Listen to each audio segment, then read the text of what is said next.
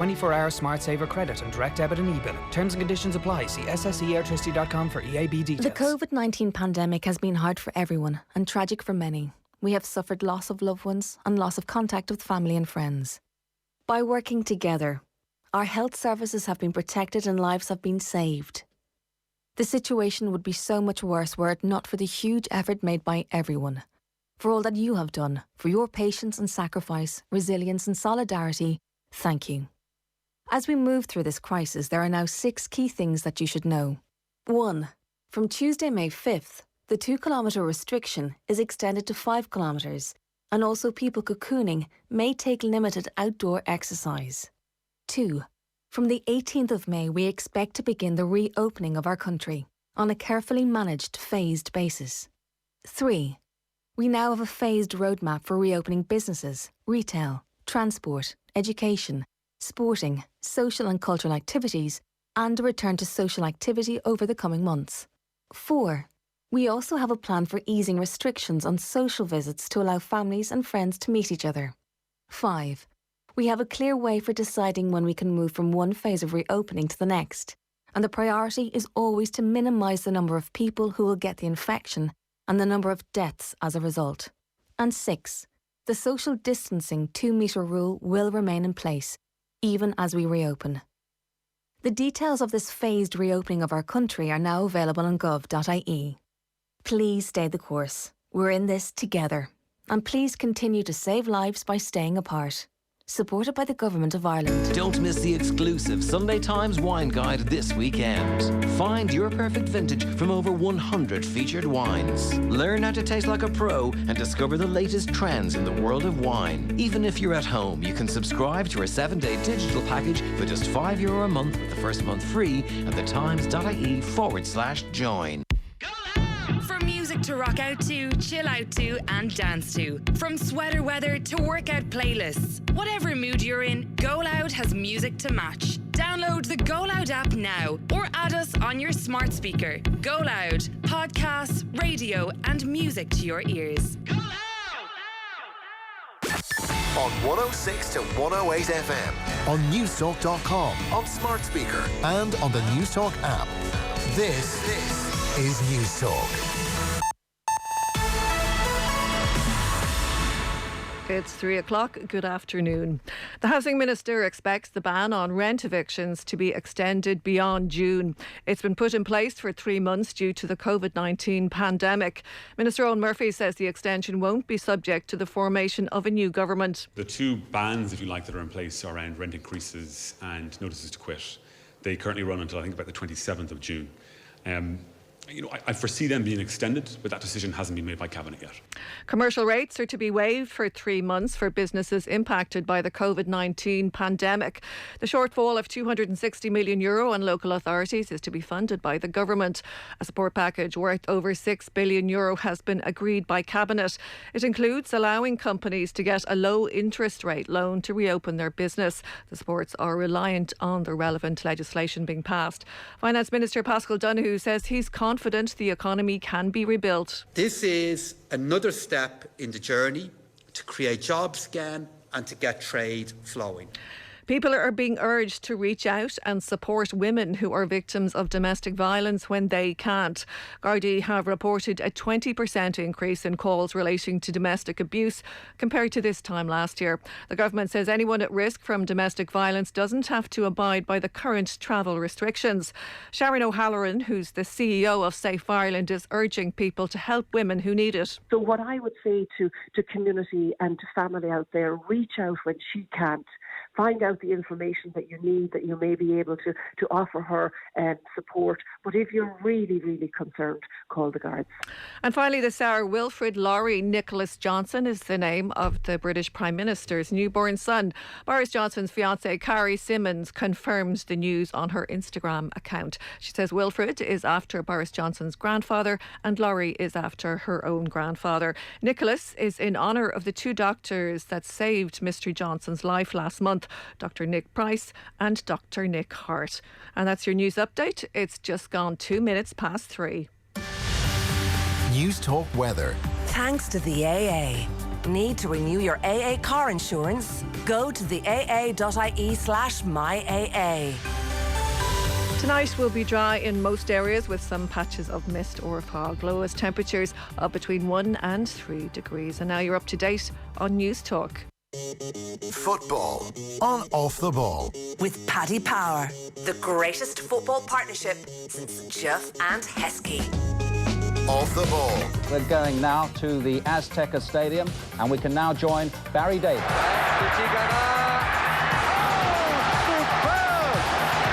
The taste of French wine. Laudrup seems to ghost past defenders as though they don't exist. This is going to be one of the goals of the tournament. Magnificent. The boy's a genius. Ball in the area. Different class. Different class.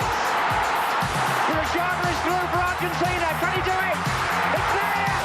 Burashaga has made it 3-2. It's made of 18-karat gold, and the man who receives it is Diego Maradona of Argentina. The world's greatest player receives the world's most important football prize. It's been our pleasure to bring this World Cup to you. Thank you for sharing it with us. We've loved it all, and we hope you have too. Cheerio.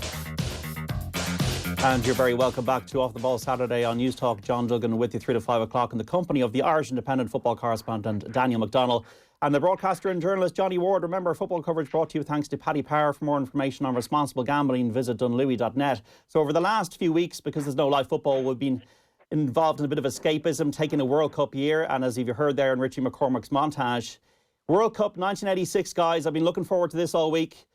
For me, I was 7 years of age. The Panini stickers were these things I'd never seen before.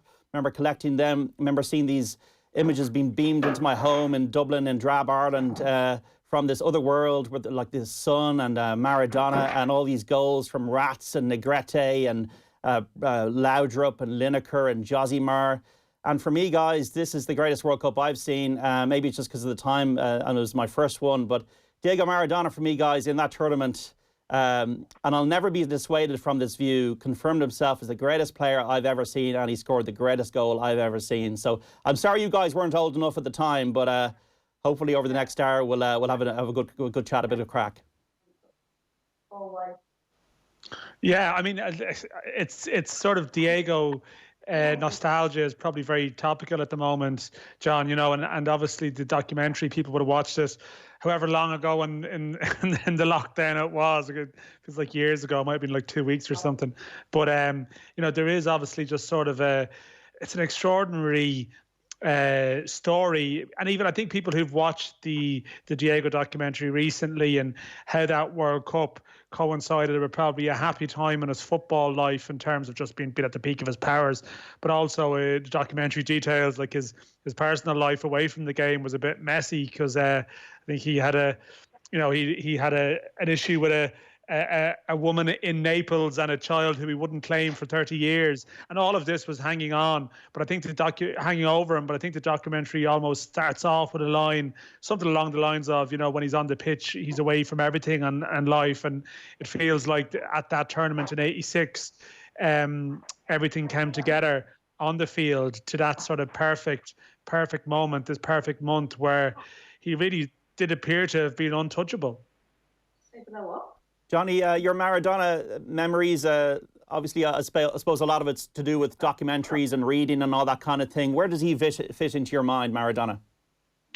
Yeah, we when we picked that team, obviously the best 11 that hadn't played for certain clubs, you know, I kind of, you know, if you leave Maradona out and you put in Messi, you know, you have to have a long, hard look at yourself. But I think probably part of the Maradona story was pretty sad and pretty negative, and I think Messi's had probably maybe a more sustained career and things have been a bit more stable for him in his life, because Maradona does have that asterisk in terms of, as Dan said, he'd already kind of encountered an odd little trouble at that point, and you know, much worse was to come. But just you'd wonder if Diego watches back, you know, videos like the one of the '86 World Cup, is he filled with joy or is he filled with sadness and regret that those days are so long gone, and also maybe the life that he had subsequently, because for that 5 weeks or whatever, you know, it was Central America, it was North America. The sun is shining, and he's basically the best player in the world, and he's virtually untouchable. Even though they tried to kick him out of every single game, and as much as, you know, the hand of God maybe kind of sullied his reputation a little bit, I prefer to look at the Diego who just constantly got up despite the fact that he was just getting kicked and kicked and kicked and kicked. And despite the fact that he was pretty young, I think he was 25, he was captaining Argentina, he was diminutive but mid-size, completely irrelevant. And he basically, I think he probably turned an awful lot of people in love with football. I mean, looking at some of the comments towards the message that you put up, what we've mentioned before in a couple of these shows is that it wasn't very common that you'd watch a football game in those days. So you wouldn't see these players for, you know, months or years on end, really. It was very uncommon. And when they would appear in the World Cup, that's all you had. And, you know, if you watched that World Cup, there was only one player you were going to be talking about, and that was Diego Maradona. And, you know, considering what happened subsequently, it would have been really tragic, I think, if he didn't win a World Cup. And that final could have gotten away from them as well. And it was because of his genius that they won it in the end with the third goal. There's a number of things I was kind of looking into this week about Maradona. He was offered the captaincy in 1983 by Carlos Bilardo, who became the manager. And Bilardo had an interesting career. He was a Estudiantes Champions League of South America winner in the 1960s. He actually headbutted Nobby Stiles once. And he was a doctor, and he took over Argentina after Menotti, and then he gave Maradona the captaincy. So he injected Maradona with a lot of confidence and responsibility early on. And as you say, Dan, he was going through this very psychologically difficult thing with this lady in Naples at the time. Her name was Cristiana Sinagre, who was about to give birth to his son that he only acknowledged years later. So he had that cloud over his head. He was being kicked around the place, kicked 11 times in the South Korea game, was getting cortisone injections in his ankle, was tested 3 times, I believe, at the tournament, but was always brought up negative. And was able to have a low centre of gravity, amazing pace, dribbling ability, feinting ability, but also was unselfish with the ball, would pick out a pass, pick out a player, as he did for the winning goal in the final against Bursaga. And he had that discipline that he didn't have in 82 when he was at Barcelona and involved with the butcher of Bilbao and kicking players and getting sent off against Brazil. He had the discipline, he had the fitness, he had a great trainer, personal trainer in Fernando Signorini in Naples, who got him right up to peak fitness. And I think that everything just was right for him. Interesting that even reading about him, that he said he would always wake up late and he hated the fact that they were playing matches at midday for European TV and they were all knackered. And it was interesting that he would say that. But he just peaked at the right time. And there was a real unity between the Argentina squad. They were the first team to arrive. And they weren't expected to win it, but they did win it. And it's just great to see somebody as great as Maradona would be able to, for 1 month, reach the peak in the biggest sporting event in the world. 53106. We've got so many messages already on this tournament, guys. But I suppose let's just start off with the quarter-final. The Hand of God and Barry Davies on the BBC. Maradona just walked away from Hoddle then. Maradona smokes and they're appealing for offside. The ball came back off the foot of Steve Hodge, and Maradona gives Argentina the lead. The England players protesting to the referee. But the little man who started it by walking past Glenn Hoddle, that's where the ball came from Hodge. Maradona had continued the run forward, and the goal is given. At what point was he offside? Or was it a use of the hand that England are complaining about? Well, certainly his arm was up. Peter Shilton protested immediately, but the goal stands. I suppose we need to sort of think about the societal issues that were going on around this game, lads. The Falklands War had happened only a few years previously. Maradona was talking about kids being shot down like birds. And there was a kind of a phrase used called, I think it's a viveza, the kind of the cunning of where he grew up in Buenos Aires. And there was that, and then there was the sublimity of a few minutes later, which we'll get to in a moment. What's your kind of view on the Hand of God now, lads? Just especially we've had the Thierry Henry incident for ourselves. What's your kind of take on it now? I think this is very, very interesting because how much can you let this kind of be okay in that you're trying to achieve a goal for your team and you're trying to do it in a way that's quite deceiving. And I know a lot of probably English football fans could never forgive him, and I'd have deep misgivings about it. But one thing I would say about Maradona's Hand of God was that it was actually an incredible bit of skill because he did completely fool people. He fooled the referee. Barry Davies didn't see it. There's no way Maradona can win that with his head. He's small. He's running against a goalkeeper who's taller than him, who's going to punch the ball. He literally cannot win that with his head. But he was so cunning and kind of sly about it that he somehow did. And I think it was just fortunate that he got that goal afterwards. But it was actually, if you looked at it in terms of technique, it was a marvellous bit of skill. But, you know, I guess it's something that we're still talking about today, which is great. But it reminds you of sort of something that Luis Suarez might do, except it's probably a bit nicer than that. Yeah, it's a funny one. Like, it is, and it's an important thing to mention, the Henry thing, because I suppose we need to be consistent in what we say from one to the other, because obviously what it represents, you know, what Henry would represent to some Irish people, you know, Maradona would be the same to English people. And I even remember at the World Cup in Russia, one of the nights, like, there was a big sort of media group out, and I ended up, and it was primarily English media, and Terry Butcher was there, who obviously played. He was on the pitch that day, and I remember there was just sort of idle chat about, you know, who would you want to win the tournament almost, and sort of going around the table, and I think, you know, I wasn't really saying much, but I just said, well, Argentina would be my preference. And the look in the face of Terry Butcher now wouldn't have been particularly I think there was a sort of a slightly irate reaction to the suggestion that anyone could want Argentina. He looked like a butcher by name and by nature. Anyone could want Argentina to win to win the World Cup, you know, and this was like primarily a group of sort of English people together, and you know, they are the raw feelings that linger. I think when I was reading earlier that when the Maradona documentary was launched, that I think they invited a number of 1986 players to the event. Peter Shilton missed out, didn't bother going, said he was going to play darts instead. And Peter Reid was also playing darts. And I think the only footballers that ended up going, quite bizarrely, were Lee Dixon and Callum Hudson-Odoi from Chelsea, obviously neither of whom had played in '86. So I don't know what had happened with the guest list, but it does show that this was a powerful event. And it's funny, I was reading earlier, Maradona did this book a couple of years ago. I don't know if either of you touched on it in looking up on this stuff, but it was Touched by God, How We Won the '86 Mexico World Cup.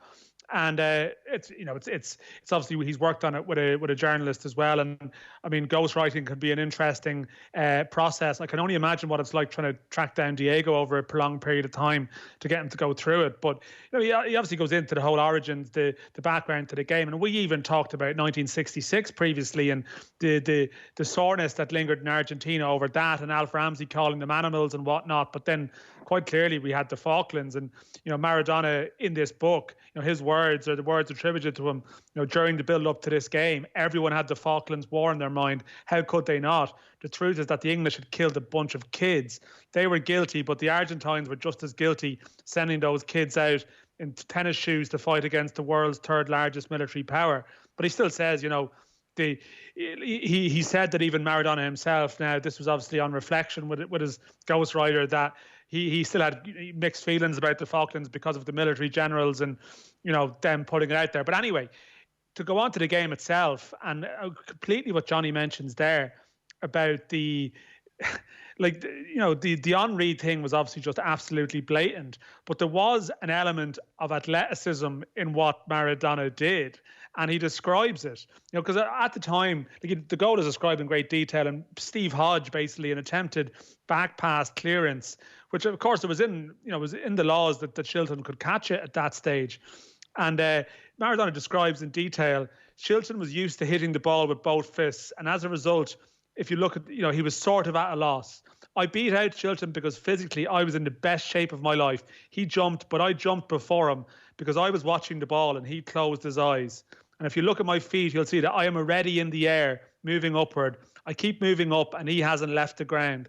And it sort of does describe how, like, Maradona sort of planned it, you know, like in a way that he realised that he was the small guy up against the goalkeeper, but he was sharper, he was brighter. It was a reflection of his football skill, just in using it in a legal manner. The brain, the ingenuity, the improvisation, it worked. And and clearly we can't condone it. Clearly he got away with it. He describes how even the only one who seemed to react to it was Terry Fenwick, the English player. Even Shilton, no one else even knew what had happened. It was that it was that sort of well disguised. And of course, the goal should never have stood. But I suppose where it's different from Henry is that if Henry had taken the ball down 5 minutes later and scored one of the best goals of all time, we probably would have found it easier to swallow going home that night, sensing you've been outclassed, where of course in Ireland weren't outclassed in that game, whereas England possibly were by this genius. Well, there was a South American commentator who said if he did it with his hand, go back to Great Britain and complain, because he spotted it immediately. We got 53106 for a number of texts, and add off the ball on Twitter for your tweets on this World Cup 1986. Hi guys, loving the show today. Thank you. Diego said more than once he wonders how much better he could have been if he'd stayed away from drugs. That's something we can only wonder about now. What a player, unquestionably the greatest player that ever kicked a ball. That is from Jeff in Kildare. I would agree with you, Jeff. Best I've ever seen. Hi guys, would any of you agree that Jimmy McGee's different class commentary and Maradona's second goal against England was possibly the greatest piece of sports commentary of all time? A terrific example of less being more. Great job, Jimmy. That is from Jerry in Kilkenny. Let's hear now from Barry Davies and Jimmy McGee on that second goal. And that ball was played through to him, but here's Maradona again. He has Burchaga to his left and Valdano to his left. He won't need any of them. Oh, you have to say that's magnificent. There is no debate about that goal. That was just pure football genius. And the crowd in the Azteca Stadium stand to him. Inside one, away from another. And the coolness under pressure to play the ball home with the side of his foot. If the first was illegal, the second was one of the best goals we've seen in this championship. Enrique to Maradona. Different class. Different class!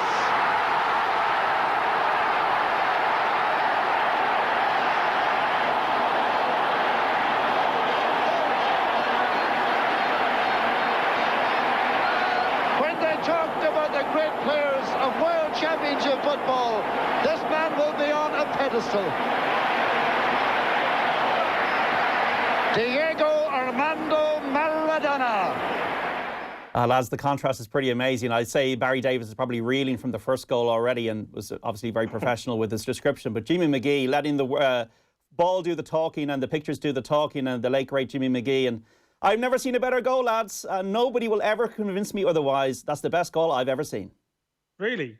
Yeah. I mean, I suppose someone did make the point on social media earlier that, the English players were maybe jogging back, but I can imagine they were drained. I mean, we'll probably touch on it generally. Obviously, the heat was a massive factor in this tournament, and maybe with Scotland, we'll discuss how certain players were left out because of it. And, I can imagine like fatigue was a factor. So it seemed maybe a small bit harsh to be picking faults in somewhat of tracking back. But, I think maybe, you can make a case for it definitely with the stage, the significance, and the fact he produced it off the back of like that seismic event that had happened 5 minutes earlier. But it is sort of great listening to the McGee commentaries. Like it's amazing. Probably wouldn't have been great for the visually impaired now because they would have known what was going on. You wouldn't want to be on the radio. Yeah, yeah. But like it definitely. At the same time, when you hear it, it almost brings you back. It brings you to the pictures, even if you're not looking at them right now, if you get me. And that probably is sort of that sort of iconic piece of commentary. I mean, it was genius. Like, I think, we've often built this chat around the official film, and I watched the official film on Amazon Prime, and people can watch it. And I actually found this probably not the best one because I thought it was too dominated by Diego. Yet here we are, spending 20 minutes talking about it. And it's very rare sometimes that football delivers, like a football tournament like that, delivers that type of, again, this bloody horrible word, but the narrative that it's a big like thing in sports, in American sports. You have your stars, like the Michael Jordan thing at the moment. And, it's very much about Tiger Woods and the story of the tournament wrapped around this star. And often it's not the stars that decide tournaments. Often it's Mario Götze, or it's Ed Aaron for Portugal in 2016, or Scalacci. Like, it's unlikely heroes. But this was the one where the player everyone was speaking about before the competition dominated it, went all the way through it. And even in the final, when he didn't necessarily dominate and he had a good team around him, he still stood up for the moment. It's like the sports writer's dream. It's the documentary maker's dream. It's like he actually seized this tournament and made it his tournament. And it doesn't always happen. And we talk about Messi. I mean, people wanted several tournaments to be that way for him. 2014 probably should have been, really. And it didn't happen. And Maradona has that thing that you can't take away from him. And that's the montage whenever he does pass away. It'll be 86 dominated. But Johnny, does Messi compare negatively to Maradona because he didn't do what Maradona did in a World Cup and effectively win it with players around him that were nowhere near as good as him? And Maradona dominated matches, like the way he picked that game by the scruff of the neck against England, Belgium, those 2 amazing goals, the final, Mateus marking him very tightly throughout the whole game, then a magic ball for the winner. Could Messi have done that?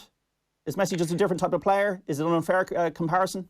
No, I don't think he's an awful lot different. He wouldn't have had the strength of Maradona, but they'd massive comparisons in terms of low central gravity. Messi, for me, you can't pick holes in Messi because of the World Cup. To me, I think there are other circumstances. What Messi did at a league club level for Barcelona, he doesn't need to better that for me. I think he's an amazing footballer and would have been more than capable of scoring the goal Maradona got. Obviously, one of his first goals for Barcelona was very similar, and it's always fun to watch the two of them back. For me, Maradona was a street footballer.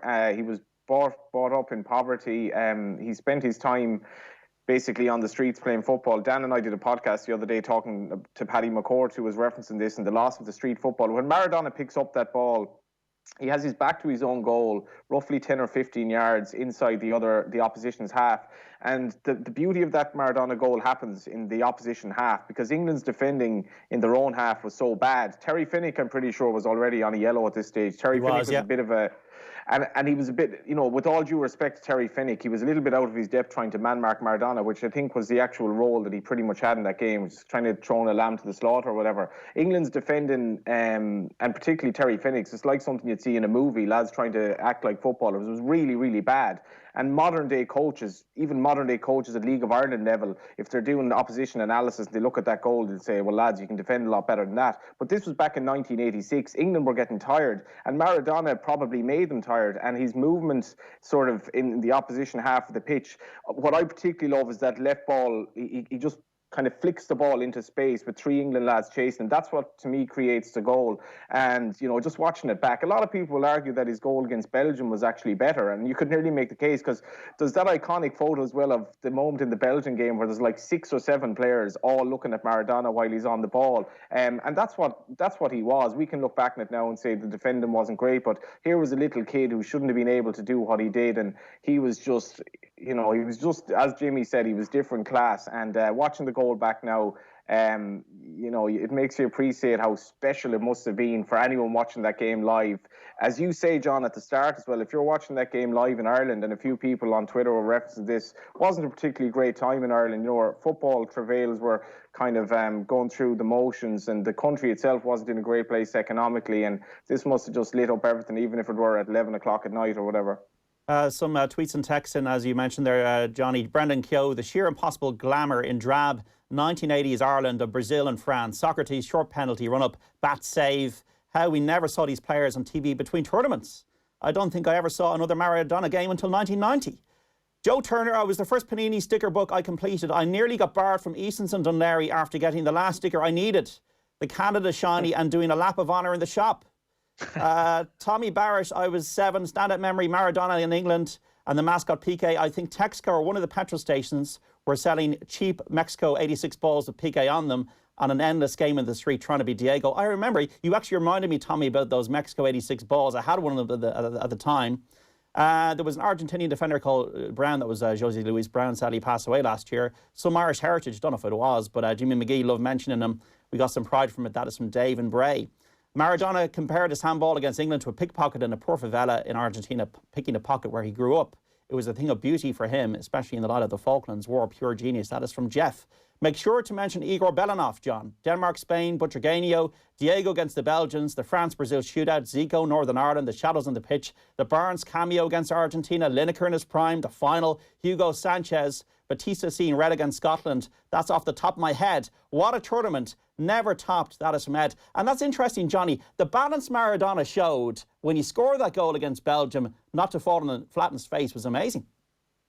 Yeah, you mentioned balance. I think Lester Piggott was asked, what do you need most in a horse to win the Derby around Epsom? And he said balance, and because of the undulations. But Maradona, I suppose in some respects, you know, being small wouldn't really help you in life or in football. But Maradona probably used it to his advantage, as Messi did as well, that they have that low centre of gravity. As you say, the goal against Belgium, there were lots of times when Maradona was basically half falling over trying to make a pass because he just evaded yet another foul, and he was just fouled constantly. And that was kind of one of the, I suppose, we look back on the evolution of football throughout these World Cups, because looking back in the 66 one, it was just ridiculous how fouls were just part of the game and you just hack people down whenever you wanted. But Maradona, that centre of gravity, he was kind of trying to evade challenges half the time. Even in the final, when he was trying to set up a goal at the end, he was taken down, and it was that low centre of gravity. That was the amazing thing about him. And if you were to make a footballer, the strength in his thighs and his calves, he was absolutely just like a tank he was. And I guess if you're a footballer trying to take on Maradona and he's looking against you one-on-one, I mean, basically you're screwed. Well, this was the final, and it was 2-2. Argentina went ahead through goals from José Luis Brown and Jorge Valdano, who was playing for Real Madrid at the time. But they kind of went to sleep. Set pieces let Germany back into it. Rummenigge and Voller scoring. But then Maradona, who was tightly marked by Lothar Matthäus, as I was saying earlier and in the game, had 3 Germans around him, but he still was able to deliver a magic ball to Jorge Borchaga. Viene para Diego. Maradona de cabeza, la tira para Ricardo Giusti. Giusti de cabeza para Maradona. Maradona entre 3. Se va solo Borchaga. Se va solo Borchaga. Está marcando. Borchaga.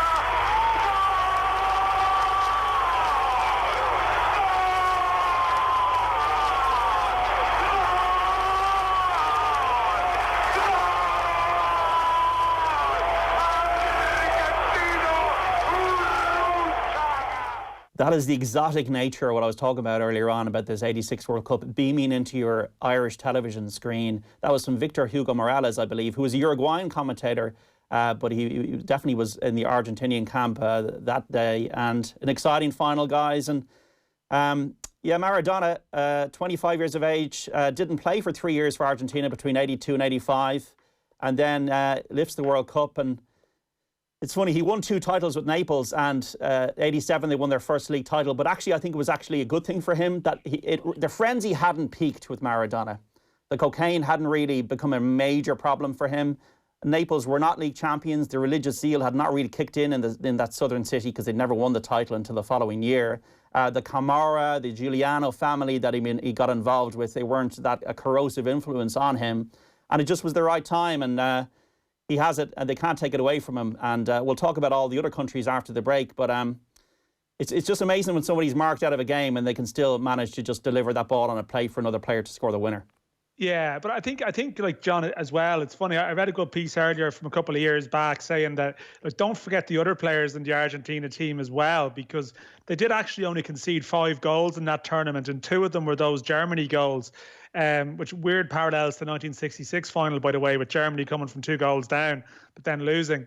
They weren't a bad side. You mentioned José Luis Brown as well, the supposed Irish lynx, who actually passed away from Alzheimer's a couple of years ago, which is desperately sad. But yeah, he apparently did have links traced way back to Westmeath or something. I'm surprised the lads didn't put him into Mount Rushmore the other day with John Aldridge.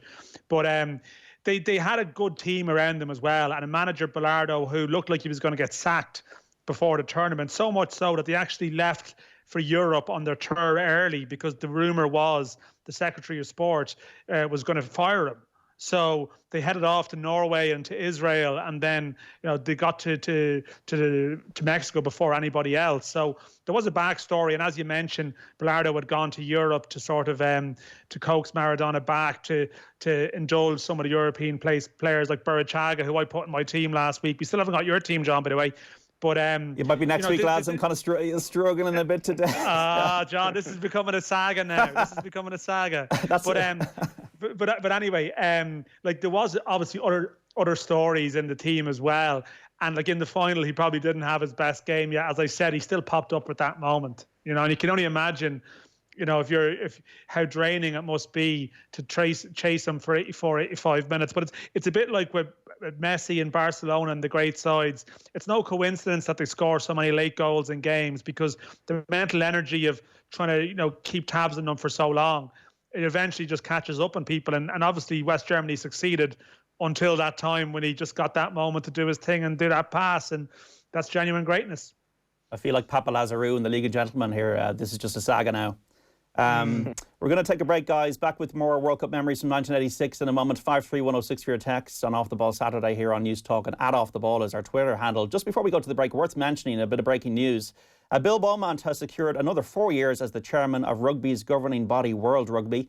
The former England international captain has been re-elected after defeating the outgoing vice chair and ex-Argentina captain, Agustin Pichot, by 28 votes to 23. So a win for England over Argentina today. Beaumont had the support of the Six Nations countries and Rugby Europe ahead of Thursday's vote, with Pichot's pledges coming from Southern Hemisphere nations. So Bill Beaumont re-elected as the chair of World Rugby. Back after this. Off the Ball on News Talk. Screen Time with John Fardy.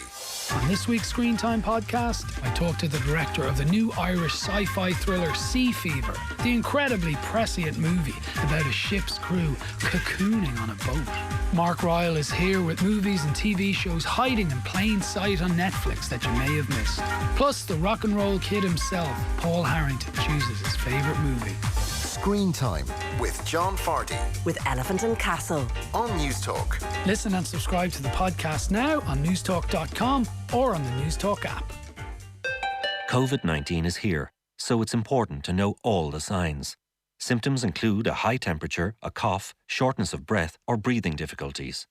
If you have symptoms, self-isolate to protect others and phone your GP. For 8 out of 10 people, rest and over-the-counter medication can help you feel better.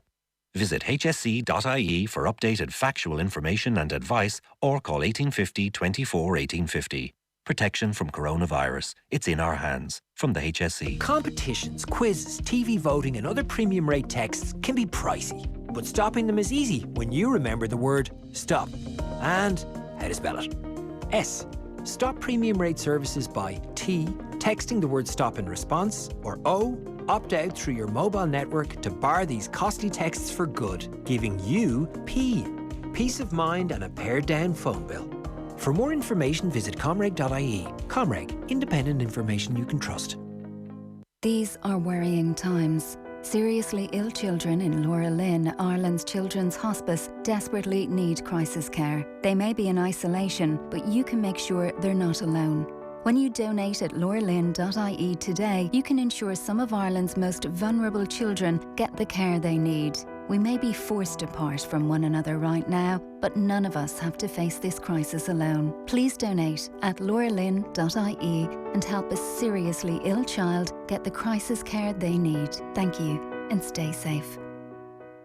Make life easy with Sky TV and Netflix all in one place on Sky Q. Now for only €30 a month. Award-winning Sky shows like Chernobyl and complete seasons like Game of Thrones are right next to Netflix originals like The Crown and Narcos Mexico.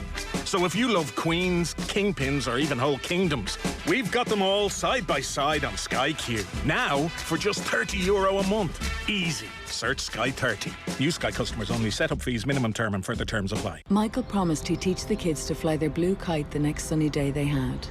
There's a knack to it. Run as fast as you can. Let the wind catch it.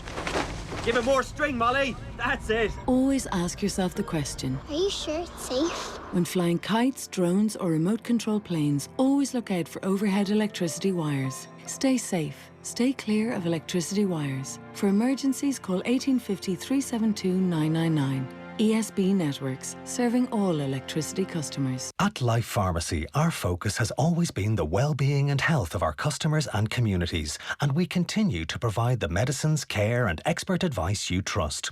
We're changing some of the ways we work to keep everybody safe. And if you can't come to us, just phone, and in most cases, we can arrange delivery of your medicines and other needs. Find your local Life Pharmacy on lifepharmacy.ie. Together as communities, we'll come through this difficult time. Life Pharmacy. Live better together. They're all across the country. Your local Spar, Eurospar, Mace, Londis and XL stores. Together they are owned by 1,000 independent retailers and employ 23,000 local heroes, providing you with the daily essentials and much, much more at great value in a shop close to home. Quick and easy but safe too, with numbers on premises tightly controlled and social distancing in-store clearly marked. And supporting each and every one, BWG Foods. In these difficult times, many businesses are still very much open for business and still need to communicate with their customers. Radio can help. Right now, it's playing an even bigger role keeping people in Ireland informed and entertained. And the latest technology means that even with social distancing, radio ads can still be made and broadcast safely. Radio. Business as usual, even when it's not business as usual. For more information, email info@fmjunction.ie. With Virgin Mobile, there's nothing hidden. Now you can try unlimited 4G data, calls and texts for only €15 a month for 12 months. All on a 30-day contract. And better yet, everyone can try it. It's an offer that's bigger than big. See virginmobile.ie. Virgin Mobile. Nothing hidden. Fair usage and T's and C's apply. €25 a month after offer. Ends 3rd of June 2020. Football on Off the Ball. With Paddy Power, the greatest football partnership since Jeff and Heskey. And you are very welcome back to Off the Ball Saturday on News Talk. John Duggan with you through to 5 o'clock in the company of the Irish Independent football correspondent Daniel McDonnell, the broadcaster and journalist Johnny Ward. Our football coverage brought to you thanks to Paddy Power. For more information on responsible gambling, visit dunlewy.net. We're speaking today about World Cup 1986, the Diego Maradona World Cup, but a lot of other teams were involved in it. We'll get to them now because we've spent a lot of time on Maradona, but if you have any kind of questions or comments about Maradona, do get in touch. Off the Ball on Twitter is our handle, or 53106 on the text messages. Here's some text. In a poll conducted by the BBC a number of years ago, the second goal scored by Maradona against England in the 1986 World Cup was voted the greatest goal ever scored, which shows a certain amount of English fair play, which they often boast about. I wonder, would we have been so forgiving? That is from Martin. I remember the 86 World Cup well. The heat, the shadow in the middle of the pitch, the brilliant Belgian team, the great Italian and German teams, the utter fear they all felt of Maradona. Jimmy McGee doing commentary. Brilliant football in England, beaten so controversially so soon after the Falklands. Great programme, thank you. That's from Dave and Bray. Just want to say well done, guys, for putting on a sport show every weekend, even when there's no sport on. Thank you. By the way, the Maradona in Napoli documentary is much watched for any sports fan. What he did in Naples was up there with what he did with Argentina. That is from Martin. The Danes were a revelation in 1986. I'd been a fan since I'd witnessed them ping Ireland 4-1 in Owen Hand's final game in charge the previous year. Their performances in the group stages were scintillating, particularly the 6-1 hammering of Uruguay. What a shock then to see their capitulation in the second round against a less than vintage Spanish team, albeit with a bang-informed Butcher Guenio up front. That is from Ken in Drimna. Yeah, lads, Denmark, the Hummel shirts, they were pretty exotic at the time, and they're great players. Laudrup, Michael Laudrup, Preben Elkjær, Søren Lerbu, Frank Arneson, and Morten Olsen. And it's funny that they would eventually get their reward 6 years later in the European Championship they weren't even qualified for. But that tournament, they flattered to deceive, but they were great in the group stage. I think there's an age thing with Denmark as well, because I think we probably remember Denmark winning the Euros in '92, and they were probably at that stage more functional, as I recall. And you remember Schmeichel and John Jensen and so on. You know, people like that. Whereas we obviously, international football is always a thing where you see it through the prism of your own nation only, and you have perceptions also about others that, like, although Denmark, you know, have had reasonable success in recent years, and we know because they've generally beaten us or qualified ahead of us, you know, or inflicted some kind of pain on us. Åge Hareide wouldn't have been massively popular in Denmark because of the style of football his team play, which they would say it just isn't. It's not attractive enough on the eye. And that goes back to their team of the 80s, which has almost set a very high standard for their successive generations and is beloved because of their style, not just of, you know, because of their results. And it is striking. I mean, that was their first ever World Cup. You know, that's like that. This was their Italia 90, I guess, in the sense that, you know, this was all new and exciting for them. Yet there was this sense that they were almost going to win the thing.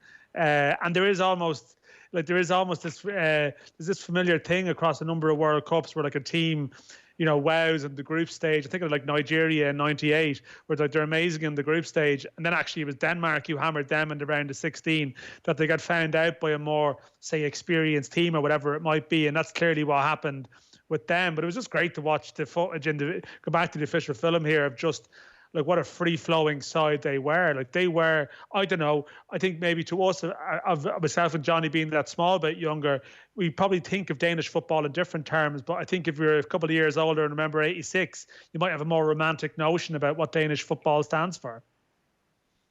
They hammered the Russians, the Soviets, in 1985, I remember, absolutely battered them, and they were brilliant. They played sensational football. But they hammered us as well, John, of course, didn't they? That was the thing. They were in Ireland's group. They'd won every game in qualifying.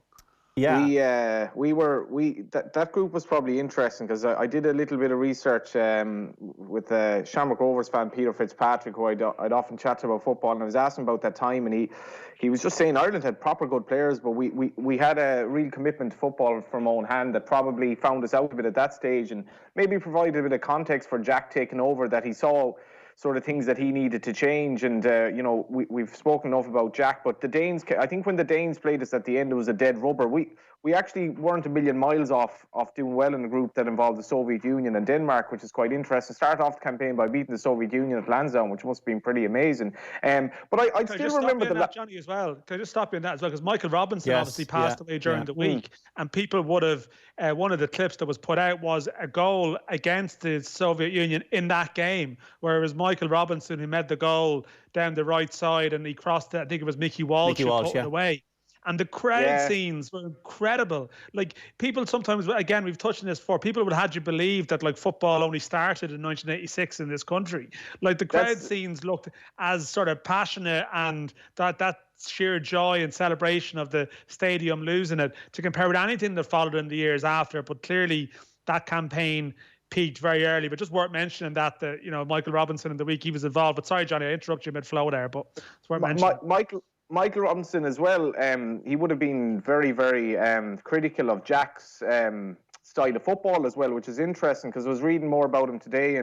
And Michael Walker, that was amazing, that article. Yeah, it's a great piece from Michael Walker. I have to say, I kind of wish that I suppose known more of this character who built such a career for himself in Spain. But you're talking about fine margins, because in '82, obviously we were so close, and a lot of people would argue we were absolutely gypped in the end. And fine margins, history is written by the victors. We then, we played this style of football. I watched Ireland and England from 1990 the other night, and obviously it was a particularly windy night in Italy that night, but bloody hell, I mean, you could see why people didn't really like the style of football we played. But anyway, that's by the by. We were talking about Denmark. We're on serious tangent territory here. Yeah. You're going to get Stephen Kenny in a minute here. I don't know how you're going to do it, but the difference though is belief. I think by the time that Denmark came around in '85, we lost 4-1. The belief had seeped out of Owen Hand's team. Yeah, I think in fairness, Jack's team was always a way. Kevin Sheedy'd find a way. It wasn't pretty, but we'd find a way. Absolutely, and you always believed that the Ireland team would score, but the Danes possibly peaked too early in that tournament. In a sense, sometimes in your group, I think you're better off kind of stumbling through, because maybe you get a slightly exalted sense of your own greatness. But the other bizarre thing was they topped the group, and they ended up playing Spain, because Spain finished behind Morocco. So there was a kind of a weird. They were kind of almost punished for topping the group, and that was the interesting. But obviously, what happened with them winning the Euros was stuff you couldn't make up afterwards. But the clips I saw of that Danish side, they had so much swagger and skill about them, which you wouldn't normally associate with a North European team. Some great text in here in 53106. I've got a book on the tournament. The majority of players wore the Adidas boots of the World Cups. The Copa Mundials or the Puma King. Mark Haitley was in Nikes. Brian Robson was in the New Balance. All boots were black leather. Nothing exotic you would see on pitches nowadays. Great show. Thank you, Cathal in Dublin. Had the pleasure of seeing Maradona play for Argentina in Naples in 1990. He was a god to them. He was playing for Napoli at the time. I'll never forget that day. It's a pity he messed up. What a great documentary about his time in Italy. That was from Kevin Indrada. Aidan O'Riordan on the TD has been in touch to say I was 10 and Mexico 86 is the tournament that made me fall in love with football. Ross Ahern, Mexico 86, my first World Cup to watch. Back garden knockabouts between matches. Memories of parents going for a night out at the France-Brazil quarter-final game and telling the babysitter I was allowed to stay up to watch it. Thankfully, it worked. Alan Dignam, I remember the goal celebration was jumping the adverts signs, Gordon Strachan knowing he couldn't do it. I remember the Brazil-France match, yes, the Panini stickers, Maradona's goals against Belgium were beautiful. I suppose of the other countries around us, Northern Ireland were in Brazil's group. Pat Jennings playing his last ever football match against Brazil, and Josimar scoring that amazing goal. Yeah, Jennings was 41 at that stage, actually. Nearly, well done, yeah. Yeah, I mean, Josimar's story is something that, I mean, Jennings, like a complete legend, but I suppose maybe a tournament too far for some of that Northern Ireland team, perhaps, or maybe that's too simplistic. But the story of Josimar is incredible, and it really does tie in with the general theme that we've done from these earlier World Cups of how you'd never hear these players sometime, again or until the next World Cup. And Josimar, he wasn't on the scene for the 1990 World Cup, but he probably shouldn't have been on the scene for the 1986 World Cup, because I was reading this Rob Smith article earlier on, because again, some people spoke about Josimar. People can look it up on YouTube. He scored these two incredible goals. The goal against Northern Ireland from distance, he was a right full, I think, stunning sort of 30-yarder to just 35-yarder that just completely, someone I think suggested to Jennings years later that he'd been chipped, and he was like indignant. I mean, he couldn't have been chipped. It was a thunderbolt. And then he had won against, I think, Poland, which was an impossible angle. It was extraordinary. But I think if you're watching at the tournament at the time, you just assume that this is the hot new thing in Brazil. This is the star coming through, when the reality was very different. Like, Josimar was completely unknown in Brazil. This is a Rob Smith piece from a couple of years back. He was uncapped and he was unemployed when he was called up to the Brazil squad at the last minute. The first choice right back pulled out. There was some incident, as there tends to be with Brazilian teams over history, where 4 players missed a curfew. Some playboy character was involved. A couple of players ended up out of the squad. And Josimar, who hadn't played since March, who had been released by Botafogo, he was cooking and looking after his pregnant wife when he received a call telling him he was going to Brazil. He thought it was a wind-up, hung up. An hour later, he got the call and he was told, no, you actually are going to Brazil. And going to Mexico, with Brazil. And he went to the finals and scored these amazing goals and, became sort of a global name. But it all ended almost as quickly. He spent a lot of time over the next 3 years in various situations, I think, with women who very much weren't his wife, and other sort of off-the-pitch skirmishes. And almost the fame that was created for him was something he struggled to cope with. He also struggled from, he was a victim of racism as well when his career sort of went in a particular direction, and actually ends up being sort of quite a sad story. But he was someone who, in his own way, a bit like Maradona, like that moment in time, those 4 weeks just happened to coincide with a period in time where everything fell his way. He was even brought off the bench after the second game. It was just a completely freak series of events. Yet it made him a name, and people around the world assumed this guy was the business, when actually he was a bit of an accidental hero. And then for Brazil, I think Paul Howard was tweeting out that Josimar, I think he had a photo with Josimar. He did. Yeah. It must have been that game. I think it was that the game Liam Brady a year game, later, where there was an incredibly small crowd at that game. I think I saw some of the follow-on to that discussion, which does suggest maybe that the football community had become a bit disenchanted at that period. All right. Yeah, France then Brazil in the quarterfinal. It was like this game as a young lad went on forever, and it was just the most otherworldly football. You had Brazil going ahead, Careca, then you had Platini equalising. France were the European champions. You still had Tigana and Jerez in the team. I just remember watching it on my own, just thinking, this is just unbelievable stuff. And then Zico, who had injuries, as did Falcao in Brazil. Zico came off the bench and then he missed a penalty, and then it went to extra time. Carlos committed a professional foul, didn't get red, and then it went to penalties, and Zico scored in penalties. Platini missed, but Brazil went out, and Bat saved one, and I think it was Luis Fernandez scored the winner, and Brazil were out of another World Cup. And it's just it's a shame that neither Brazil 82 or 86 would win a World Cup. This looked to have absolutely everything. I really enjoyed watching it back, and to see, I hadn't probably seen that much of Platini in action, and just the grace of his performance, at that World Cup. And obviously it wasn't going to happen. I think he was 31 at the time, so that was sort of, I guess that was going to be the end for him. But Brian Glanville wrote in his book Story of the World Cup after this game, so deplorably to penalties. 2 years hard work by both teams would now be decided by an irrelevant lottery. Now, I know Dan would disagree with the irrelevant lottery, and I would tend to say it's not a lottery. You look at this penalty shootout, Platini to miss a penalty, and then Bats to save the penalty subsequently, which I think was it Socrates who hit the following penalty. Unbelievable save. So this morning, here I am, this French goalkeeper, one of the best Barnets you'll ever get, proper curls, looking up Bats, the French goalkeeper. I look up French Bats, and I think it's something about the coronavirus I'm looking up. I'm actually looking up French Bats, the goalkeeper. And he had testicular cancer in 1982. And he went on to write poetry, and he actually released 3 songs. And so it's like, that doesn't really contradict the style that he had on the pitch. But an unbelievable penalty shootout. And I know people decry the penalty shootout. We spoke about it in the last couple of weeks. It's not ideal, but that just had absolutely everything. And obviously Zico as well, missing and scoring and so on. And just the French then, it just seemed to completely kind of not happen for them against West Germany. And you were kind of hoping, looking at that team. Tigana looked an amazing player as well. I remember him coaching later on in his career, but he looked like a proper player, possibly the only black player in the French team at that stage. And we spoke about the French team of subsequent World Cups was primarily black players. This was a different time in France, and he was just all grace on the pitch as well. But that Brazil-France game had just seemed to have absolutely everything. Yeah, we got to take a break, guys. 53106 for your text messages about the World Cup 1986. We'll continue the discussion after the news, because this is just fascinating. Maradona, Brazil, England, Scotland. Alex Ferguson was managing them. We'll talk about Fergie after the break. And Northern Ireland were there, and you also had the Belgians and Soviet Union, and great game in the last 16. I saw Maradona play against Ireland in Dublin in 1979. He came on as a sub. He was only 18 at the time. He plucked a high ball out of the air with his toe, like his boot had super glue on it. I was astonished. That is from Jeff. Jason Colwell on Twitter. The heat, the dry pitches, the Azteca shadow, the Mexican wave, Josimar, Francescoli, Careca, Mateus, Laudrup, Butragueño, aging Brazil, French and Italian teams, but most of all, Diego.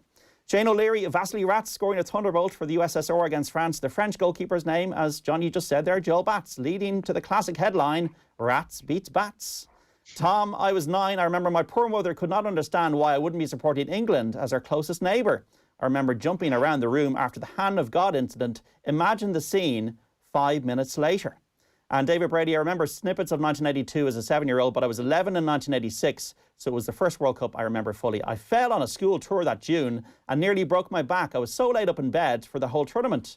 Parents put portable TV in my bedroom, and I watched every single game. Am I alone in the world convinced that Maradona's second goal, the class one, Jimmy McGee, was actually an own goal? I think it was Terry Butcher clattered it in. That is from John in Enniscorthy. And 86 World Cup for me summed up in 2 words. Different class. Maradona, the greatest player ever in my opinion. I agree with you, Paul, who dominated that World Cup from start to finish. A great tournament. Back after this. Football on Off the Ball. With Paddy Power. The greatest football partnership since Shearer and Owen. Join that conversation. Text us on 53106. Texts cost 30 cents. COVID-19 is here, so it's important to know all the signs. Symptoms include a high temperature, a cough, shortness of breath, or breathing difficulties. If you have symptoms, self-isolate to protect others and phone your GP. For 8 out of 10 people, rest and over-the-counter medication can help you feel better. Visit hsc.ie for updated factual information and advice, or call 1850 24 1850. Protection from coronavirus. It's in our hands. From the HSE. TechFinder gives your business access to thousands of IT contractors globally on one direct platform. Browse thousands of professional profiles. Create job postings. With a no-commission policy, TechFinder's subscription platform does the work for you. Join now as a company or contractor at techfinder.com. Next time you're in Lidl, pick up some bank holiday goodies. We've everything you need for a cracking barbecue at home. From delicious beef burgers, sizzling sausages and succulent chicken thighs to our tasty ready-made salads. And there's great multi-pack beer offers, including 20-pack of Carlsberg for just $16.99. Lidl, more for you. Enjoy alcohol responsibly. Don't miss the exclusive Sunday Times wine guide this weekend. Find your perfect vintage from over 100 featured wines. Learn how to taste like a pro and discover the latest trends in the world of wine. Even if you're at home, you can subscribe to our 7-day digital package for just €5 a month with the first month free at thetimes.ie/join. Join that conversation on Facebook and Twitter. At Guaranteed Irish, we believe enterprise is at the heart of thriving communities. Like Pat the Baker, whose staff are delivering freshly baked bread daily across the country. Now is the time to support Irish businesses who work tirelessly and safely to ensure the nation is nourished, while we stay safe at home. Guaranteed Irish welcomes companies that are altogether better choices for our communities, so look out for it. Thank you to all the team at Pat the Baker for continuing to stock the shelves. GuaranteedIrish.ie. Altogether better. Right now, the lights in many of our favourite places have temporarily gone out, leaving many of us having to make do at home. At Energia, we'll be right there with you.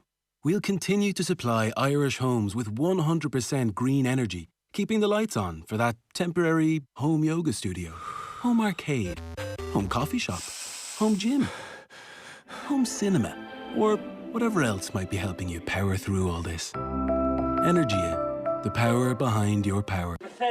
Come on, love. Let's go in here. Is this hide and seek? Okay. 1. It's harder than ever to hide from domestic violence. That's why all frontline services and helplines are still answering calls and providing support. If you're in immediate danger, call 112 or 999.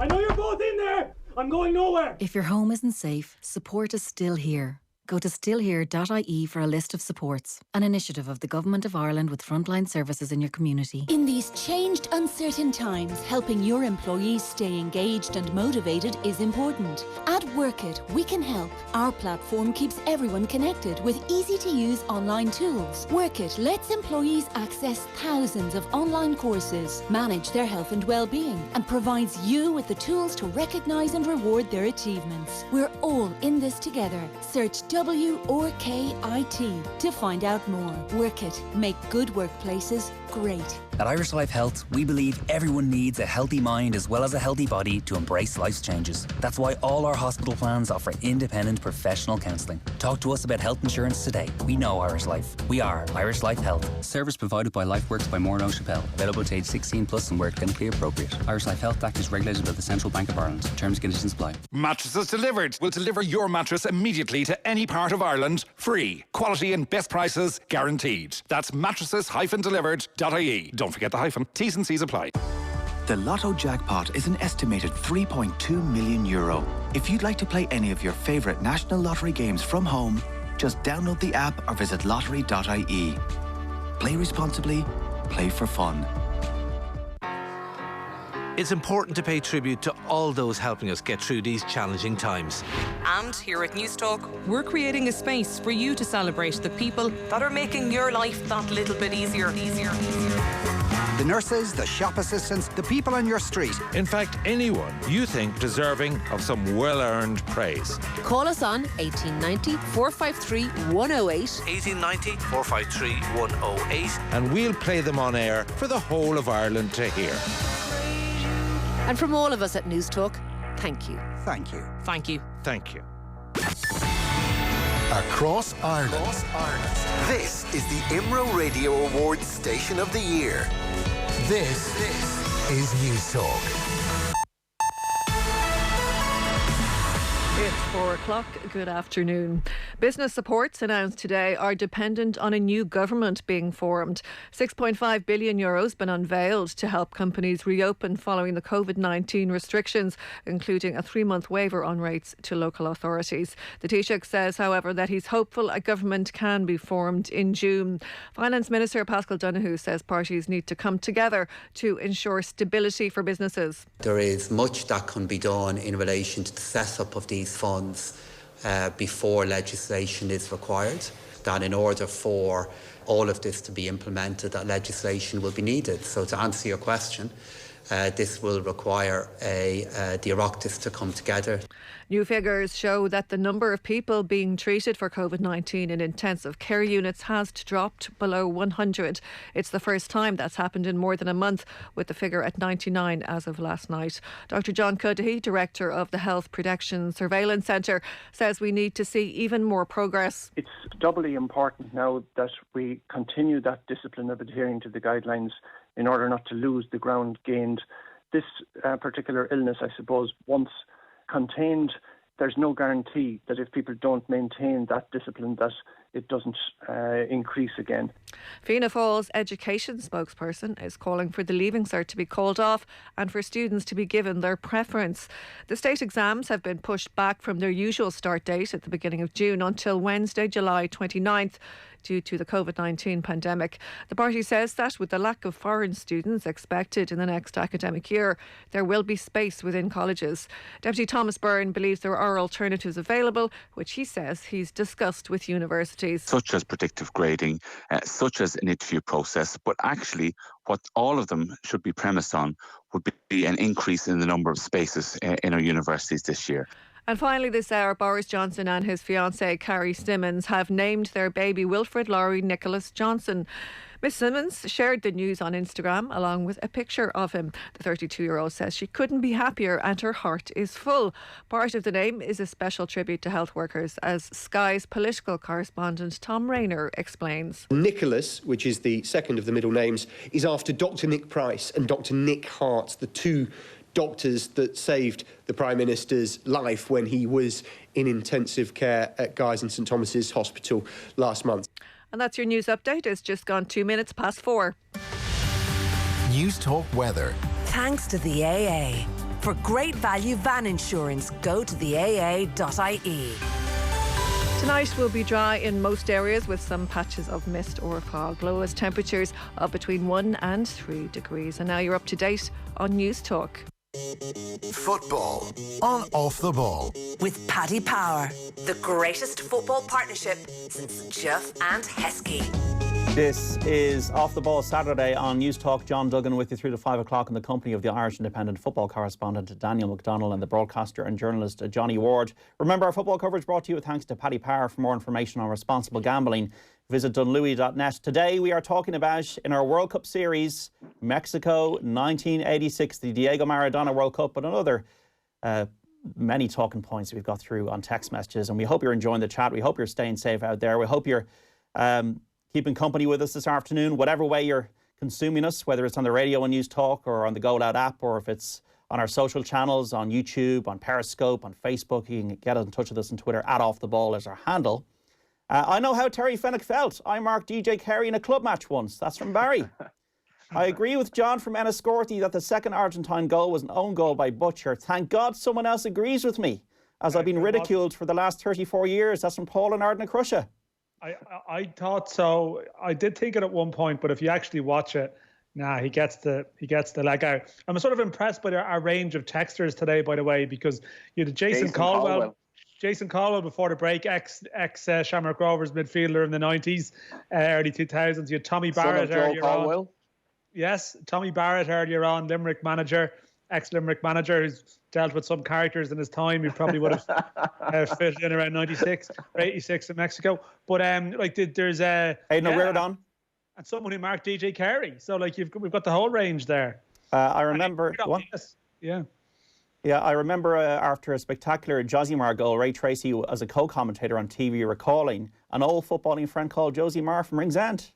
Very funny. It cost 7p for a can of Coke at the Mexico World Cup. A friend of mine who attended told me and said hospitality was incredible from the Mexicans. They were brilliant. I remember in Russia in 2018 when they beat the Germans. Those people were great. Well, the interesting thing about that, JD, was, which I hadn't realised, Mexico City had been hit by a whopper of an earthquake. That's right. So in the build-up to the World Cup, now they were fortunate in the sense that from the organisational point of view, that the grounds weren't actually affected by it, but I think over 10,000 people died. So when they got the first goal in their opening win, the place just went absolutely berserk. And I'm always moved by old football games that went far beyond the meaning of football itself. Like that goal that Mexico scored in that World Cup, that just basically a nation erupted probably from the grief of the earthquake, and so many people would have been affected by it. And, Argentina and England was a lot more than a football game, and that means a lot more. And that's why I think Dan would have had that episode with Butcher. I mean, these things aren't easily forgotten. And it's when football transcends kind of just being a game out in a football pitch. That's the stuff that really lingers with you. But, Mexico had come through a very difficult time, and the attendances at that World Cup are absolutely insane. There was like 115,000 at 3 or 4 games, a proper football country. I hadn't taken much notice of Mexico until that documentary on Maradona, where he went coaching one of the teams there in recent years. Brilliant watch on Netflix if anyone is up for something to watch. But, that part of the world, when you think of the gut-wrenching decision to go to Qatar when you could be developing proper football nations and going somewhere like that, it's just, pretty sickening. Yeah, I suppose as well, though, Johnny, sorry to interrupt, but I mean, the Maradona in Mexico is incredible because he goes to Sinaloa, which is obviously the home of the cocaine trade, and a lot of people would have watched Narcos Mexico, which actually would have overlapped almost time-wise with this tournament. And I'm surprised nearly it didn't feature at some point, because the earthquake certainly does. And it was a complex place, to say the least, and yet they still managed to bring this tournament there at that time, although with FIFA's history on hosting, you'd wonder. But it does seem like it probably is almost the iconic World Cup, even just the sun-kissed stadiums.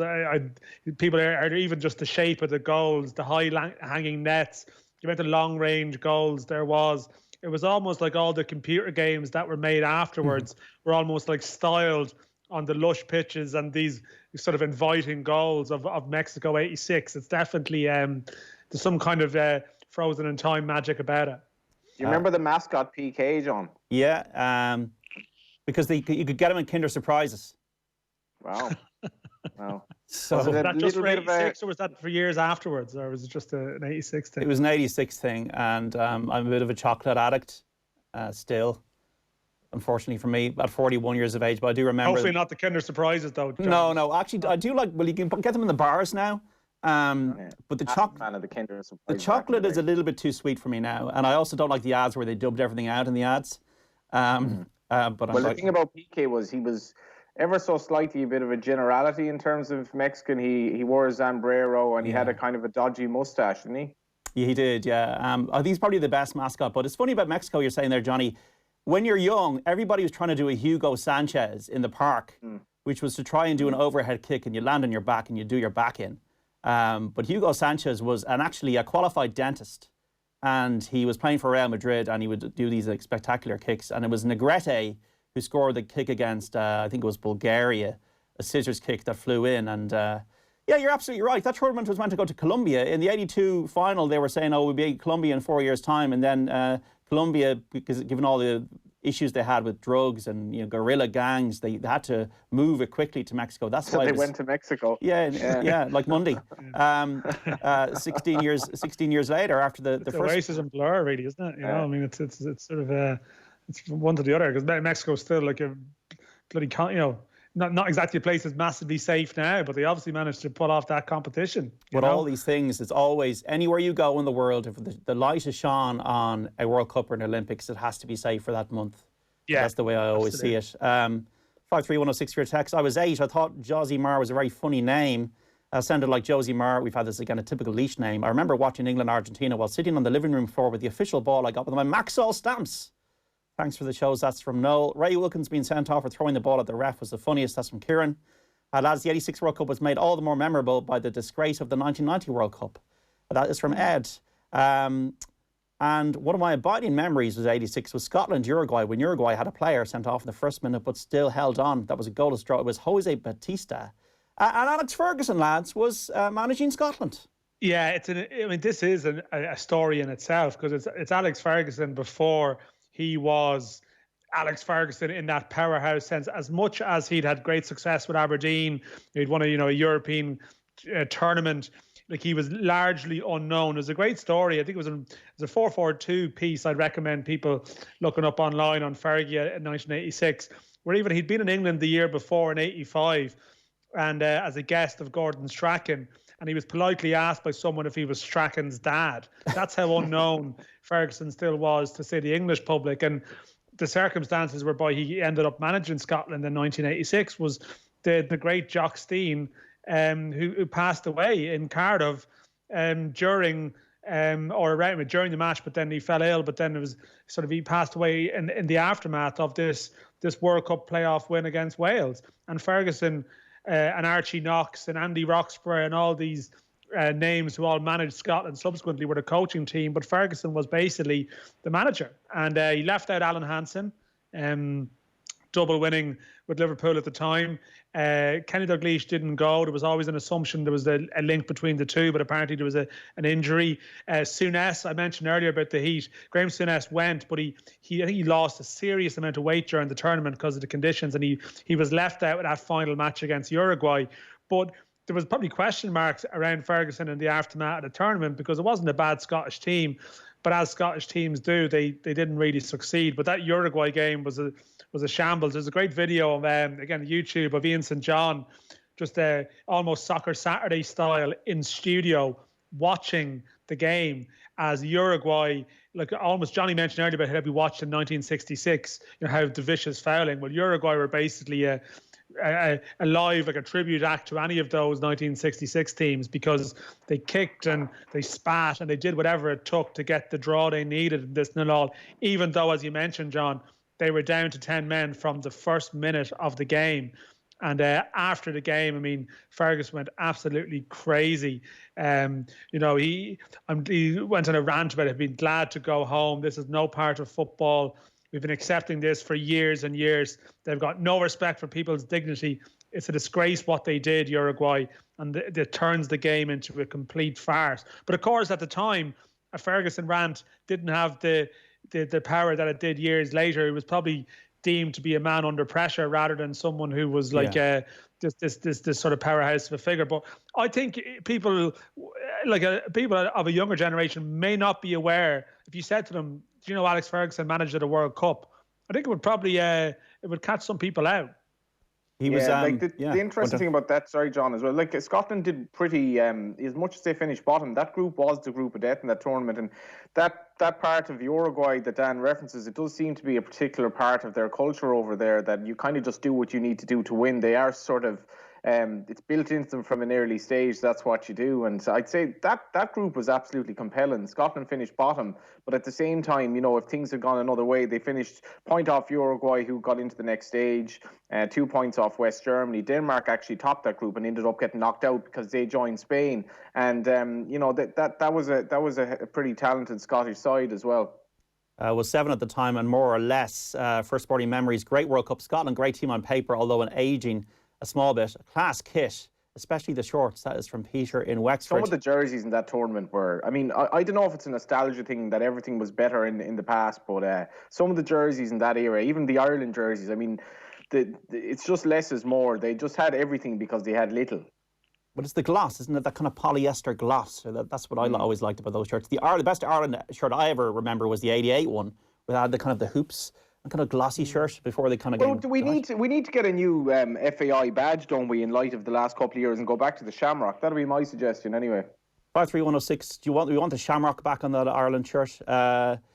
Great show, lads. I remember the Brazil-France shootout. One of the French penalties hit the post and hit Carlos in the back and went in. That is correct. Yes, was given. Also, the Uruguay-Argentina game in a full-scale thunderstorm. Alex Ferguson, he was really close to Jock Stein, and it was very sad that Jock passed away. And remember Hugh McIlvanney writing great stuff on it, and then he took responsibility for the team. And it's funny that it was November of that year then we took over from Ron Atkinson at Old Trafford. But Alex Ferguson was very, very close to being a Spurs manager. Very, very close to signing on the dotted line with Spurs in the mid-'80s after his success at Aberdeen. And it's funny, Dan, it's funny how the narrative changes. Sorry? Sound like there's a shade of regret in your voice there. There's always regret every time I talk about Tottenham. He probably would have got binned out of Spurs after 2 years, though. Well, Spurs were going broke. It was actually a good decision from Ferguson. But he was very close to Stein, and that was the thing. Like, there's a story about how when I said Aberdeen won the Cup Winners' Cup, he ended up managing against Alfredo Di Stefano at one point, and Jock Stein had this advice to him that basically said, when you get to the stadium, present him with like a bottle of booze. I think it was like Gold Label whiskey or something. It'll completely disarm him. And I mean, so Ferguson went to the stadium, met Di Stefano, gave him this gift, and totally like spooked him, probably thinking that these guys were I don't know, tourists or something like that. This Aberdeen team, they're not a serious operation. And there we go. Like they ended up obviously winning that tie, but there was obviously much more to Stein than that in terms of style of play and He had won the European Cup, and he's an iconic figure in sort of Celtic's history, and how like Ferguson effectively ended up emulating him many years later. But I can only to have to sort of take over a team in those circumstances, it must weigh heavily on you. But it does. When you mentioned that they could actually afford to not have Alan Hansen there. Dalglish, okay, was coming a bit towards the end, but there was clearly an exceptional group. But for whatever reason, the Scots, every time we talk about Scotland in a World Cup, it's just a tale of woe. It's never a sort of, is there any good Scotland World Cup stories that don't involve them getting dumped out of it very shortly afterwards? No, you've Iran, you've Costa Rica. You've beaten the Dutch, been too late in '78. No, I don't think there has been, and they were qualifying for World Cups when England weren't. I remember having to study for my final college exams during the '86 World Cup. Pure torture. Put the books down for Brazil-France one night. France going through on penalties after a 1-1 draw. Had to do the same 4 years previously with my leaving cert in 1982. Lads are at such a disadvantage in World Cup years. That is from Declan. A great show. Thank you. Diego was the greatest. Manuel Negrete's goal against Bulgaria was awarded the best goal in World Cup history in 2018. That is from Billy Dodds in Cork. Robert Foster, El Diego, my hero after watching the World Cup, John. Remember watching final with the big brother and his mate. They were up for Germany. I got a load of slaps when Burchaga's goal rolled in. Weight of the pass was delicious. Great memories. What weight in the pass, and just that time as well. Got a text in from Mihal Murphy, who would be Nathan's father, and I asked him, do you remember much of Ireland's qualification for 1986? And he said, no, I was building my first house, which would just make you wonder, how long was he building the house for? Because the qualification campaign, you would imagine, been many, many months. But he then went on to make that point that so many texters have made, like, basically you were watching these players the first time. With so much TV nowadays, you could name most of the players and all the squads going to the World Cup, and that's a kind of a mindset that I vaguely remember from being younger, that these players, I remember seeing Redondo for the first time for Argentina at the World Cup, the hair, and I was like, this lad's amazing. And it's almost like less is more in some respects, because I do actually fear for the amount of football we have on TV now. Is it as special anymore as it used to be then? 53106, lads. Heard you mention Tigana. Played for Bordeaux and Kilcohen versus Waterford in the Cup Winners' Cup, and Bossis and Gires, I think. That is from Mick. Not sure, Mick. I'll take your word from it. Dead right, Johnny. Bring back the Shamrock. That's from Bobby the Dub. Great show, guys. Thank you. Brazil-France quarter-final. Zico missing a penalty after just coming on as a sub. Why he took the penalty after just coming on, I will never understand. And I was thinking about Ireland there and how close we were around that time. Belgium reached the semi-finals. The USSR, who we beat in '84, they beat them 4-3 in the last 16. An incredible game. Igor Belanov, a lot of Dynamo Kiev players were the kind of the fulcrum of the USSR team at the time. And it's funny, Belgium reaching the last four of the World Cup, and a few months later we're drawing 2-2 with them in Brussels. Yeah, and Jack Charlton went to that tournament, and I think I mentioned this before. I spoke to Jack several years back, and like Jack maybe not as sharp as he might have been, but he still has a memory of certain moments and certain recollections very clearly. And he actually described like watching the Belgian team in that tournament and seeing things and how they played and how they used their fullbacks. I think that he instantly went into the mode of how he could use his personnel in a particular way. And Belgium lost that opening game to Mexico. Again, we'll go back to the context of the film if people have watched it. And you don't see too much of Belgium really. They almost like slipped under the radar all the way to the Final Four. And there's even a story about the Argentina players. After they beat England, they went back to their hotel and they all watched Belgium and Spain. And when Belgium beat Spain, they were out in the corridors dancing because they were like, here we go. This is the easy one. So clearly they weren't held in that high esteem, but they had Enzo Schifo and they'd actually beaten Holland in a playoff to get to the finals, which is one of the most famous games in their history because of naturally the neighbourly aspect of it. But yeah, they slipped under the radar. There was a big tactical move around that time as well, because Bilardo and Argentina actually played a 3-5-2, which allowed Maradona to shine. That was one of the tactical. Although Maradona slags off Bilardo, and in that book a couple of years ago says the players did it all. There's obviously a fallout somewhere. There was a couple of tactical shifts around that time, which did, again, like all these tournaments. And it's maybe a bit like what you were saying about how these World Cups were the only global footballing events, really, that people used them to see new tactical innovations and styles that they mightn't be seeing on a regular basis in their sort of homogenised league. So there was all this going on around it, but whatever Jack saw around that time, he clearly decided that, you know, the style of play, a bit of pressing, a bit of long ball, you know, that it wasn't just something that, like, it was his philosophy. It was something he maybe felt that the way teams were playing at that time, it was something they could utilise. 1986 was about great games and great goals. No match better than Belgium 4, Soviet Union 3 in the second round. Belanov hat-trick, but great names like Schifo, Keulemans and Clayson for Belgium. Clayson ended up going to Spurs.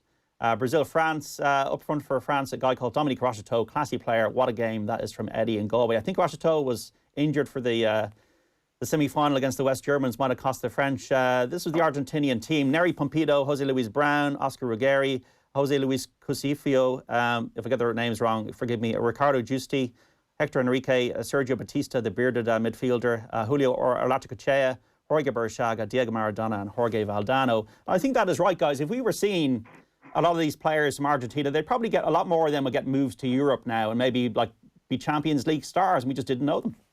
Yeah, Valdano played in Europe at the time. Real, Burchaga played with Nantes, but I don't think, I think the rest of them, the majority of the rest of them would have been relative unknowns. And that is the thing. I mean, like, you know, the rats beat bats one is like, it's a funny one earlier on, but like, particularly maybe some of these USSR teams around this time as well, like very few of them ever really played you know, outside the old Russia, which was a big old place back then, of course, because it was actually a very heavily Dynamo Kiev influenced team. So it was probably a Ukrainian flavour to it as much as what we would call Russian now.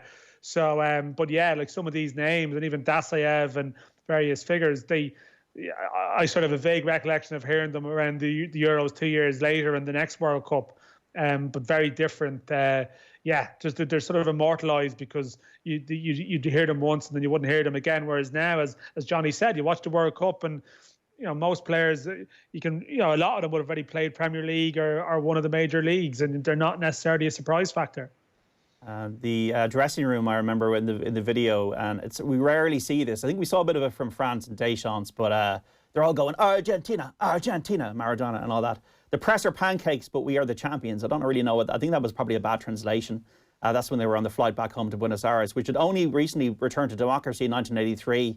Alfonsín, I think, was the leader of Argentina at the time. They won the World Cup. And interesting that Maradona always writes, and it was written in his autobiography, with the World Cup winning, the World Cup was great, but we didn't bring down the price of bread, which I always thought was quite a good phrase from Maradona, who he's got intelligence, Maradona. He had always an amazing vision as a footballer, but he's always said interesting things, I've always felt. Yeah, he you know, if you watch the Maradona documentary, it would have been really, really difficult for anyone in his body not to go off the rails to some extent, because he kind of had no life. And, you know, he was an absolute god in Naples. And he was, you know, in a city that was quite downtrodden, was probably looking for a hero. And, you know, it would have taken I'm not sure if you want to say part of his genius was the fact that, you know, made him vulnerable, but he was always going to be vulnerable to something going wrong in his life. And it's interesting your reference that, you know, having the crack and singing in the dressing room. I wouldn't underestimate that in terms of, you know, team harmony and all that. And when he did go to Sinaloa in Mexico, that had never left him, because after every game they were all singing and dancing and, like, you know, chanting, and that's one of the more memorable parts of the documentary. And They knew they were in with something special at that time, and it was probably as much as you know, things had already slightly derailed in his private life. I think watching the '86 documentary, that's Maradona basically probably almost at the peak of his life. He's won the World Cup of Argentina. He's 25. He's still a long way ahead, even though some of the road wouldn't be so great. 53106, any more text messages or add off the ball on Twitter if you have any more kind of interesting things to say about 1986 World Cup. Going to speak about other football issues, the League of Ireland, dates maybe for returning behind closed doors, and the Newcastle situation after this break, and any other football commentary or questions or opinions that you may have at the moment. As far as I remember, the Cure song, In Between Days, was the BBC theme song during World Cup '86. Jose Luis Brown's granny was from Antrim. Bilardo went on to manage Boca Juniors. I was very fortunate to see them play in 1996 when Maradona and the fella with the hairnet, Canigia, were playing. They both scored. Super show, that is from John. 53106 for your texts. This is Off the Ball Saturday on News Talk. Back after this. Football on Off the Ball. With Paddy Power, the greatest football partnership since Jeff and Heskey. Tech Talk with Jess Kelly. On the latest Tech Talk, we have an exclusive interview with the country director of Huawei in Ireland. We discuss President Trump, moving away from Google, and the future of the brand. Plus, Peter Carpenter of Teamwork discusses the impact of COVID-19 on their business. Tech Talk with Jess Kelly. Listen and subscribe to the podcast now, or tune in this evening at 5. On News Talk. This Irish success story is brought to you by Guaranteed Irish. Who would have thought from humble beginnings in a small-town butcher shop in the 1880s that Clonakilty black pudding would be exported around the world today? Supporting 50 jobs in the seaside town of West Cork, this family business and its famous recipe has become a local treasure, putting Clonakilty on the global food map. Guaranteed Irish helps you support companies that are altogether better choices for our communities. So look out for it. GuaranteedIrish.ie. Altogether better. My name is Denise Cusick, Community Protection Advisor with Ulster Bank. As the world around us changes, we've made some changes in response. For our elderly and vulnerable customers, we've introduced priority hours in all our branches until 11 a.m, as well as a dedicated support helpline on 1800 656 001 from 8 a.m. to 8 p.m, 7 days a week. Ulster Bank. Help for what matters. Ulster Bank Ireland AC is regulated by the Central Bank of Ireland. The COVID-19 pandemic has been hard for everyone and tragic for many. We have suffered loss of loved ones and loss of contact with family and friends. By working together, our health services have been protected and lives have been saved. The situation would be so much worse were it not for the huge effort made by everyone. For all that you have done, for your patience and sacrifice, resilience and solidarity, thank you. As we move through this crisis, there are now 6 key things that you should know. 1. From Tuesday, May 5th, the 2-kilometre restriction is extended to 5 kilometres, and also people cocooning may take limited outdoor exercise. 2. From the 18th of May, we expect to begin the reopening of our country on a carefully managed, phased basis. 3. We now have a phased roadmap for reopening businesses, retail, transport, education, sporting, social and cultural activities, and a return to social activity over the coming months. 4. We also have a plan for easing restrictions on social visits to allow families and friends to meet each other. 5. We have a clear way for deciding when we can move from one phase of reopening to the next, and the priority is always to minimise the number of people who will get the infection and the number of deaths as a result. And 6. The social distancing 2-metre rule will remain in place, even as we reopen. The details of this phased reopening of our country are now available on gov.ie. Please stay the course. We're in this together. And please continue to save lives by staying apart. Supported by the Government of Ireland. These are worrying times. Seriously ill children in Laura Lynn, Ireland's Children's Hospice, desperately need crisis care. They may be in isolation, but you can make sure they're not alone.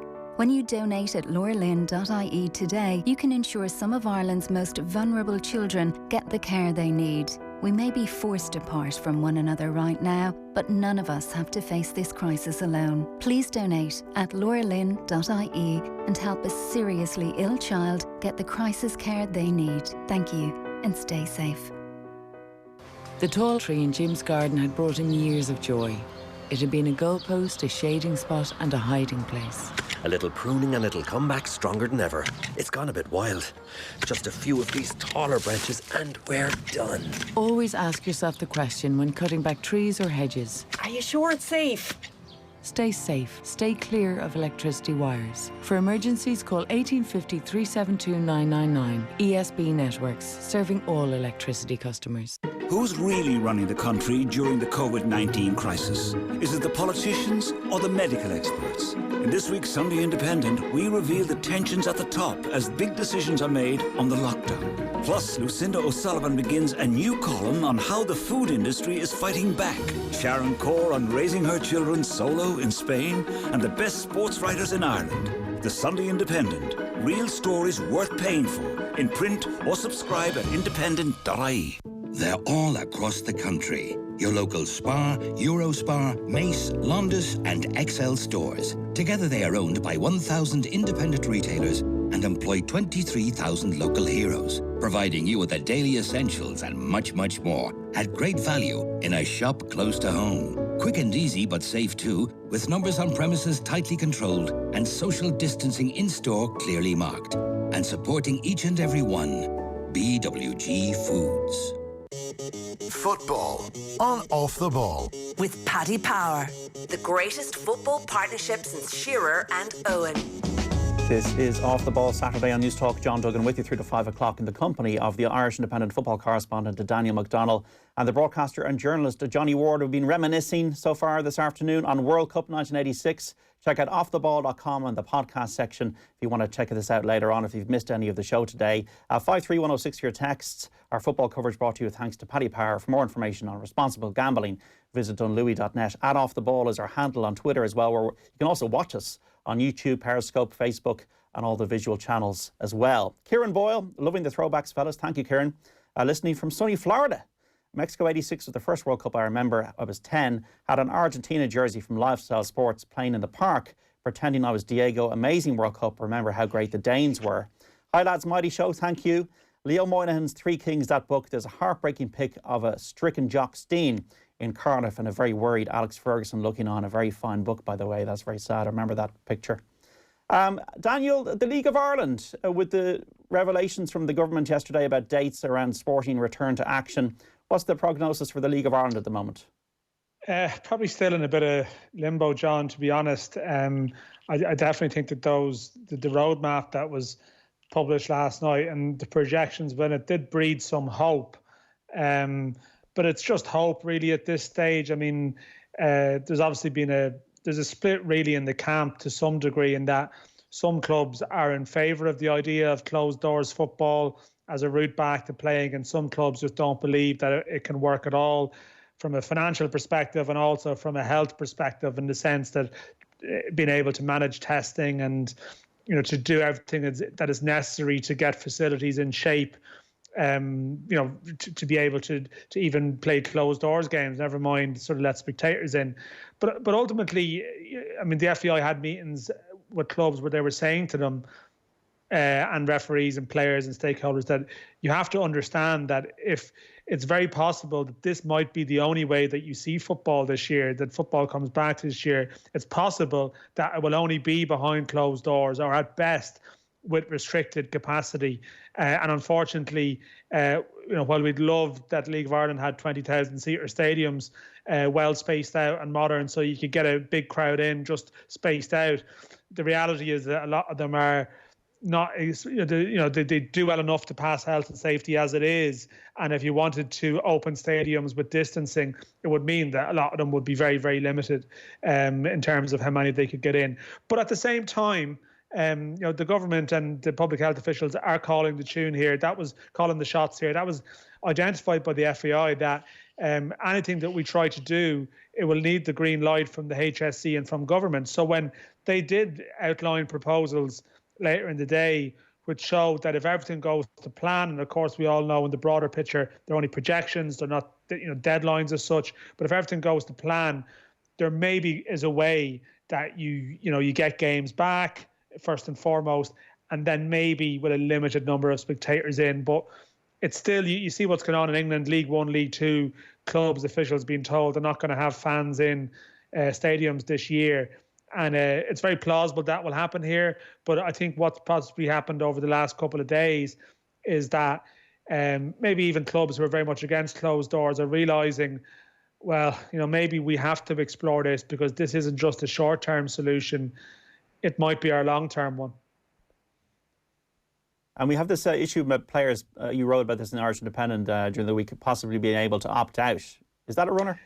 Yeah, this is something that's been raised from the side of players. That, I mean, you see, this is the problem with the League of Ireland, really, that you have obviously full-time professional players, but then you have part-time players and even in the first division, some amateur players. So part-time players might have other jobs, other industries. So the concept, like in wealthy leagues, they're talking about almost putting players up in hotels and quarantining them and isolating them away because they have the means and the resources to do it.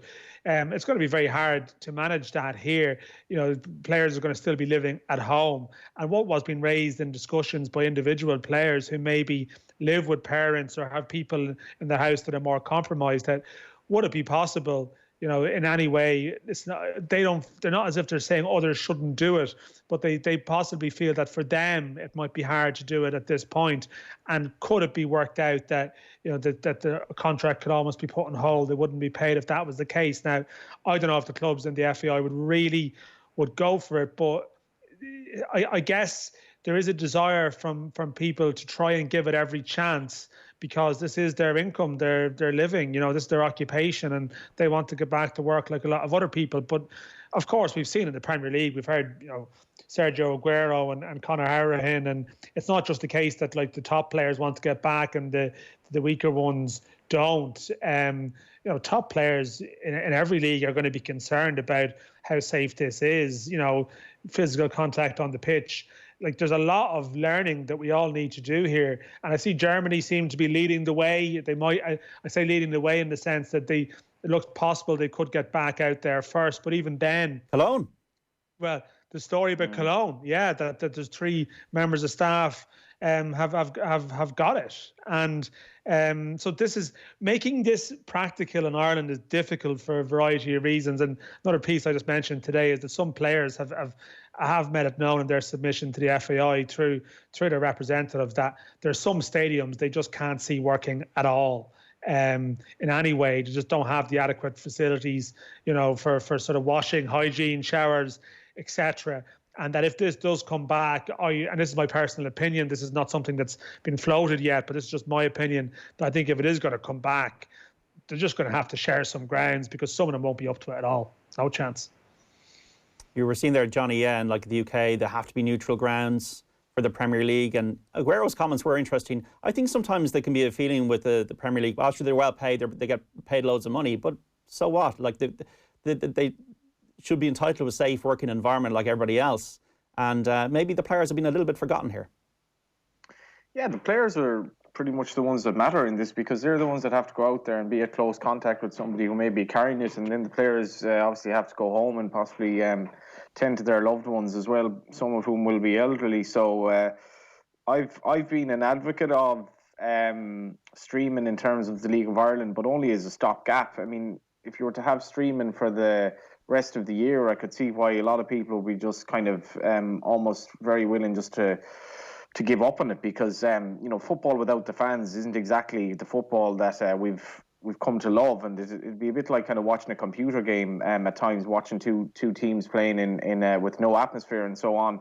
But in fairness to the FAI, I'd have to laud the FAI, because it is trying. I think the previous regime would have dealt with this very differently, and the FAI is trying to find a way around it. I think we're fortunate that we have the German situation. Certainly the Cologne, what happened with the Cologne players is not something that is especially encouraging. But at the same time, without saying it's a guinea pig, at least it's something that we can look at and say, well, let's see how this is working, because with my racing hat on, I know that Irish racing is kind of very keen that racing comes back in other European jurisdictions quickly, so that it can be shown to be working, because we don't have a particular precedent in Ireland. But one thing we might have is that there might not be much else on, and the streaming potential, personally, I thought the clubs were pretty defeatist on this. I know some clubs will say, well, we had no chance. I thought as a stopgap for about a month, it certainly had some fundraising potential. But if there's going to be no football at all this year, apart from behind closed doors, not to mind the fact that Dan mentions how decrepit some of our stadia is, I think a lot of fans wouldn't have much interest in football if we were behind closed doors for the rest of the year. I just hope that we might be able to find some sort of an outcome where you might be able to have smaller crowds at games to complement streaming, if worse come to worse, because the idea of having no crowds for the rest of the year seems a little bit dystopian, really. 53106, your text messages. League of Ireland fans, would you be happy watching games behind closed doors through a streaming mechanism, behind a paywall, or on terrestrial television? Now, Miguel Delaney joined Jerry Gilroy and Owen Sheehan on OTB AM this week to discuss the controversial Newcastle United sale which now looks set to go ahead. I can see how difficult a situation it is for the Premier League, for their architecture as well, to kind of say, well, like, my members here want to be able to sell to the highest bidder, which, you know, by ruling billionaires out and nation states out, will prevent them from making money down the state. And also the government. Like, am I going to be the sports organisation that goes against the government and says, actually, what you're doing on a geopolitical level is wrong? So where is there a way out for anybody in this that is going to allow face to be saved, or allow we're actually doing the moral thing? Like, what's the path to this not being allowed to happen, at least in future? Well, I'm not sure there is one, because, I mean, especially for the fact that this does feel such a line in the sand. For a state like Saudi Arabia to own a football club just feels like the ultimate low, and really the point of no going back. And well, you could argue we're kind of been travelling in that direction for some time anyway. And it's also why this is such a massive story beyond even the actual takeover itself, because it does reflect where football is going. I mean, the game, and particularly the English game, through through kind of initial regulations in the 1980s, through the breakaway to Premier League, it's probably integrated hyper-capitalism more than any other industry on earth. I mean, I did a piece in this in February, and like David Goldblatt, the football historian, put it to me basically, said it's probably more hyper-capitalistic and more an open global market than international banking, which is saying something. And that's, I mean, this situation then is a consequence of that, and also a consequence of the Premier League kind of being so, you know, international, non-judgmental about owners in that sense. I can see what Miguel is saying there, but isn't the horse bolted when it comes to money in football? And the UAE, another state involved in Manchester City, and does it matter ultimately? Because I remember going to Wolverhampton there before Christmas. There is nothing going on in Wolverhampton. Nothing. And I understand why they voted for Brexit. And the only thing that's going on in Wolverhampton that I saw was Molineux and this amazing stadium. Have a nice race course. Well, if you like the all-weather, I hate the all-weather. And the great stadium, and they're owned by Chinese Fosun. Jorge Mendes is heavily involved, very much a Portuguese flavour to Wolverhampton. But that is what, to me, was the biggest thing around that area. I suppose the question for Newcastle fans, 53106 or @OffTheBall on Twitter, does it devalue anything you win if you have the Saudi Arabian government behind you? Does it mean that Newcastle might as well be in Riyadh or Fiji or South America? But do you have a really real moral view on this, guys? Or do you just see it that the horse is bolted in football and they can't really regulate this anymore without reversing what the model has become? Well, there's morality, and there's also the identity of the club. And obviously, you know, you're talking about the lesser of two evils here in some respects, because the current regime has been pretty horrible for Newcastle, and I think that's why their fans seem to be coming out in favour of the Saudi investment. Now, people might look at me and say, I voted for proposed Saudi investment in Galway United not that long ago. Now, the way it was given to us at the time, and we had people from Galway go over to Riyadh and met the people over there, we were told quite specifically that they weren't representatives of the Saudi government. Now, maybe in hindsight, you know, we could have done more homework on it. In the end, it completely fell through. I've no idea why, but the Saudi government, you know, you don't need to spend too long online to know that the Saudi government has massive questions to answer in so many ways. In terms of press freedom, is actually one of the worst performers in the world. You know, execution still very normal over there. You know, it's deemed a regime where you can basically take out a journalist who voices opposition to the regime in an embassy in Turkey, try to bury it under the carpet, then admit it happened, but kind of try to disassociate yourself from it. Now, if Newcastle were to go on to win things under that sort of a regime, and essentially a regime that's trying to kind of give itself some sort of a favourable... A gloss in the West, like, which was, you know, what the leader did in his kind of early days. He tried to curry up favour from the West and, you know, put himself out as a moderniser. And a lot of very bad dictators are actually quite benign in their early days for tactical reasons. So buying football clubs in Europe is quite a tactical thing. And, you know, if Newcastle fans are fine with that, personally, I've said this about Manchester City. If I were a Manchester City fan over the last 10 years, it just wouldn't really interest me to buy success the way that they have, and to basically be owned by, you know, people that have no affinity whatsoever with the area, and they're doing it for very sort of strategic reasons that aren't really sport related. That just wouldn't interest me. But when you're getting involved with the regime like Saudi Arabia, you know, It just wouldn't be for me at all. And you look at. But Johnny, what fueled your excitement when the Saudi thing in Galway was happening? It was the possibilities. Like, it was the possibilities because it was your club, and you see a way out of, the drudgery, I suppose, that you've suffered over a period of time. But this is the problem, John. I mean, you throw it out to Newcastle fans. Like, fans aren't the correct arbiters on this. We are in a time where fans just want to know who they can sign in the next transfer window and how can we win. And they don't really want to know too much beyond that, and they can. I disagree long term. I don't think clubs are going to. Johnny, we've seen it with Man City. We've seen it. Yeah. With, you saying that they don't care? 25 years time. But what ultimately, if you're from these parts of England, working class areas of England, that over time have no local players and are basically owned by foreign entities, eventually this is not going to mean much to local people. And I think that's not a worrying. True, Johnny. It's Newcastle. It's not going to change. No, I disagree. But this is why they're. This is almost why they're so starved of success, they're willing to accept anything. Like, some of the grief that Miguel and people are getting for making very fair points is unbelievable. But it sort of emphasizes the extent to which how people can just be so one-eyed about their support of their club that they will tolerate and accept anything. And we've seen it previously with Suarez and Liverpool, and people will take a position on a very serious topic based on the club they support and their loyalty and their entrenched position with that club. And it's not a healthy debate. I do agree with your basic premise of what you're saying, John, that the horse has bolted. And if the Premier League were to take, say, a stance on Newcastle now, then you end up in the game of whataboutery over, well, what about this regime and that regime? And, that's a very fair point. And there's a sort of this is like the sort of moral vacancy of the Premier League to an extent,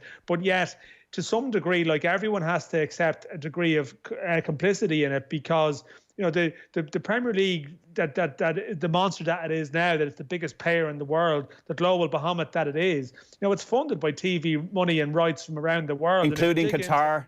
If you dig in, exactly, and if you dig into everyone that's funding it, then nobody's safe in terms of judgment. There is no perfect club. Like, people judge Man City sometimes, but yet the other big 5 clubs have gone in with Man City on doing deals around protecting their wealth. So no one is clean. But this is the thing. But that still doesn't mean, though, that you just suspend your journalistic intentions and say, well, they've had a hard time in Newcastle, so, understand their anger. This is fine. I mean, there's a James Montague piece in The Athletic this morning, which contains quotes from Jamil Khashoggi's late partner.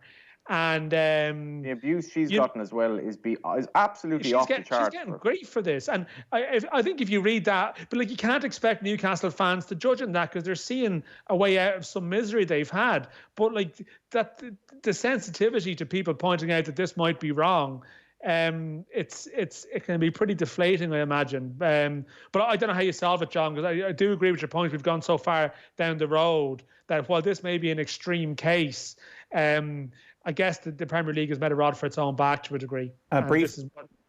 Briefly, Johnny, was it the potential? Was that why you were okay with the Saudi potential investment in Galway? Well, you see, the situation in Galway was, and as much as we had become in the early stages of a fan-owned club in Galway, and I was a member of that club, we essentially had absolutely nothing. We had no home ground that we owned. We didn't have anywhere to train. That's the same reasons, Johnny. That's the same reason. But no, hang on. So what I'm saying is, if the Saudis came in and everything went completely P-tong, we really wouldn't be any worse. So I was looking at the worst case scenario here. As much as all these Middle Eastern regimes that you can are so questionable in so many ways, and you're just kind of throwing oil money around and blah blah blah.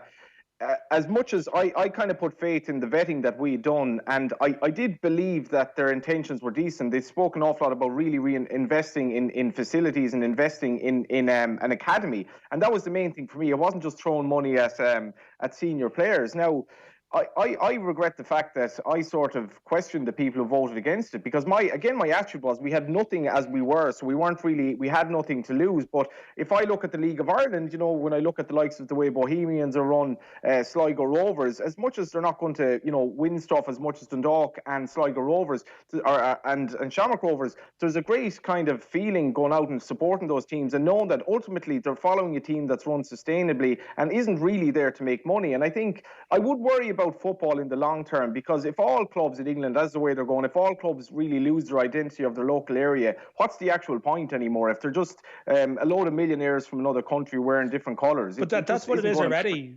That's what it is. Well, I think that clubs in London, for example, the club I support, Spurs, there's not much of a community around Spurs or Arsenal as there would be around Newcastle. There's just day trippers going to games. It's already happened. But Johnny, the point is, if Newcastle people going to games, they're not from Liverpool. They're getting their season tickets from local people, and I'd say there are an awful lot of people in Liverpool disenfranchised because they've kind of lost the football club already.